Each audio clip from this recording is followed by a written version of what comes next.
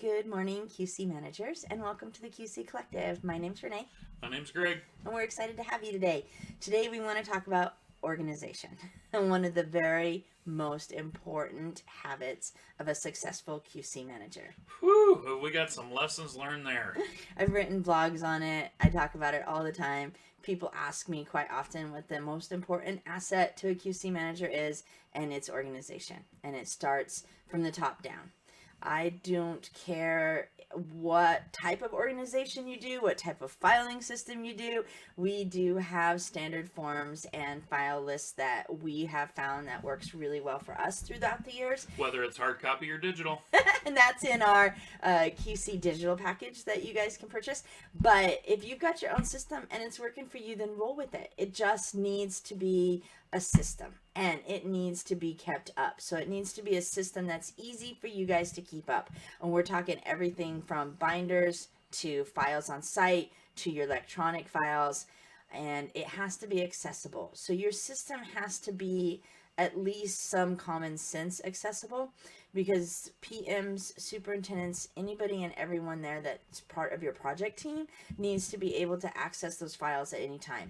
But wait, they're my files. Nobody else, they're mine. Don't touch. QCs love to hoard our files. We all do, but don't do that. If we're called to audit a site 9 times out of 10 if we hear, well, I can't find anything in their office, or they don't let me in their office, or they don't tell me where anything is. Typically, that's a QC that's just fallen behind the curve, and they're playing catch up, and they have got something to cover up. Don't be that QC. Make it transparent for everyone. Make it easy for everyone to find anything at any time, and get some kind of organization. I've had old dogs not wanting to learn new tricks that didn't think they needed to be organized, and then after they ran their projects for a month or so, came back to me and said, oh geez, you were right, if I had set that up, it would have really saved me a lot of time. And then I've had millennials come in that are 10 feet tall and bulletproof, and they think that they don't need to organize and they can work off a pile method, and then they're sinking and they're begging for help to get organized. It's a snowball when you guys start falling behind, whether it's filing submittals coming in, submittals received, RFIs, deficiencies, it all adds up. So it very, very quickly in a project can become completely out of control and unmanageable. And then what that means is you don't want to get up in the morning, and you don't want to put those boots on, and you don't want to go to work. That's what we don't want. We spend way too much time doing our careers to hate what we're doing. So we really want you to love being a QC. And your fastest way to love being a QC is to stay organized on a project. Well, and it's about appearances too. QCs, for one, we know you get behind. We've been there. This is tried and true from field QCs and QC managers and corporate quality control managers that have tried and true lessons learned, because we've made the mistakes, and this is coming from experience. This isn't coming from a classroom.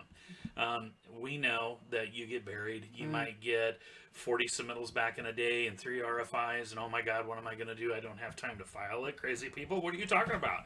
And we understand that, and you might have to come in a little early. You might have to stay a little bit later. You might, God forbid, have to come in on a Saturday to get caught up. Most of us usually do. Most of us usually do. We've put in that time. Yeah. The other thing, having an organized office, a workspace, a filing system, is that you've got people in and out your door. And if they come in and they find just a disaster of this is here and you're looking under this for that, and if you don't know how to get this, and I'll get it to you later today, they're going to lose confidence in you. They're going to think that you perform like the way that you keep your house. Yeah. And that may not necessarily be true. And extra couple of minutes. I had a mentor engineer back when I first started engineering. Yeah, I started on the dark side. But he used to tell me, you just need to have a desk cleaned up at the end of the day so people know that you're not dead under it and that you've gone home. And that's what I tell my QCs. Please just make it so that I can tell you've gone home for the day, right? Make it look like you have wrapped up for the day on what you're doing and you're moving on. That's right. Stay organized, get standard filing systems in place, both electronic and hard copy. I'd love to say we're all electronic and we don't burn any more paper, but If you're doing federal construction, they're still burning the paper. So you usually have to run both sets of copies. So set all that up from the very, very beginning. Get all your binders and everything set up that you're going to need in the job trailer. And then it's just filing it when the paper comes in. New QCs out there that's watching this, check with your general contractors. They might already have a filing system, or your corporate quality control manager. They might have it set up and you don't know. So, and GCs, if I've got some of you on, super important to have standard filing system across all your projects. That way, if you've got a QC that takes vacation and you got to have somebody else step in, they already know, right? So a company-wide filing system is really a must. All right. We hope everyone has a fantastic day and that you found this helpful. If you did, give us a like down below. Follow us. take care, everybody. Bye.